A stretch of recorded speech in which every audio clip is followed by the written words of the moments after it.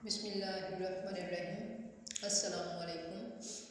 हज़रत सुलेमान अलैहिस्सलाम ने एक चींटी से पूछा, तुम्हारी साल भर की खुराक क्या है?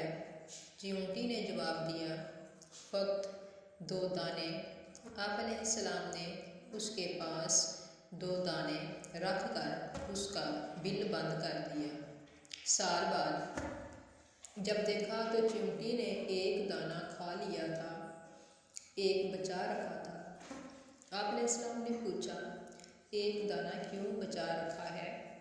चींटी ने जवाब दिया, पहले मेरा भरोसा अल्लाह पर था कि 2 दाने खा भी लूँगी तो वो और देगा।